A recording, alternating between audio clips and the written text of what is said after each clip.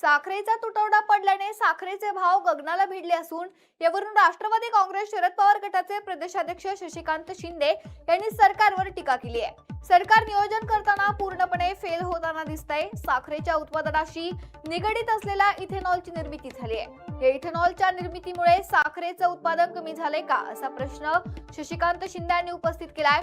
शिवसेनेच्या उपनेत्या आमदार मनीषा कायंदे यांनी विरोधकांच्या टीकेला उत्तर दिले।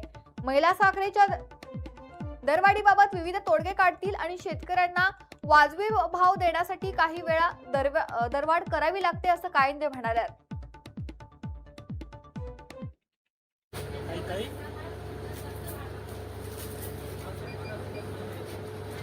आपल्याकडे जास्त होता असं आपणच सांगतो आणि त्या साखरेच्या उत्पादनाची निगडीत असलेल्या इथेनॉलची निर्मिती झाली।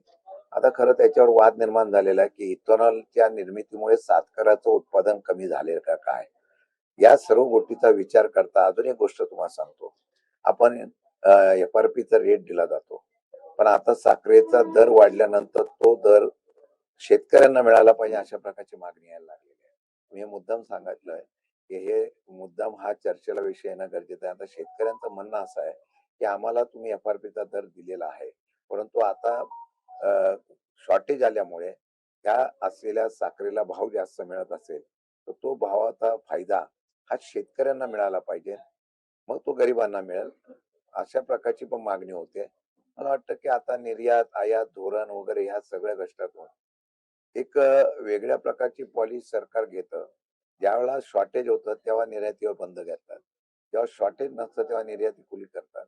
शेतकऱ्यांच्या भावा कांदा असेल मग साखर असेल याच्यावर फार अडचण निर्माण झाल्या, भविष्यात याच्यापेक्षा अजून अडचणी निर्माण होतील आणि वन विंडो पॉलिसी जशी आहे तसं एकत्रित करून एका उद्योगाच्या संदर्भामध्ये पुढे जाण्याचा प्रयत्न पॉलिसीचा आला, उद्योगपतींना डोळ्यासमोर ठेवून हे प्रश्न अजून पुढे भयानक होत जाणार आहे। आपल्याला माहिती आहे शुगर फ्री मिठाई पण बनतात ना, लोक आजकाल काय प्रिफर करतात, शुगर फ्री।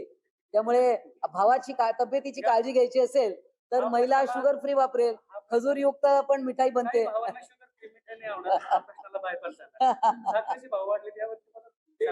बघा आता अनेक समस्या असतात, तर काही समस्यांच्या कधी भाव वाढवावे लागतात, काही वेळा भाव कमी देखील होतात।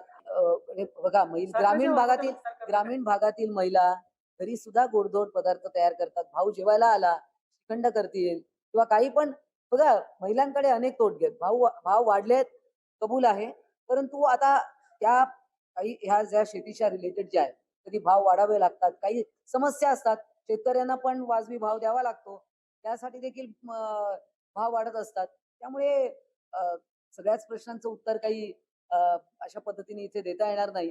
काही प्रश्न आपण मंत्र्यांसाठी राखून ठेवा, इथे पालकमंत्री आहे त्यांना तुम्ही विचारू शकता, तुमचे इथे शेतकरी आपले मंत्री आहेत त्यांच्याशी तुम्ही चर्चा करा की याच्यावर का भाव वाढलेत।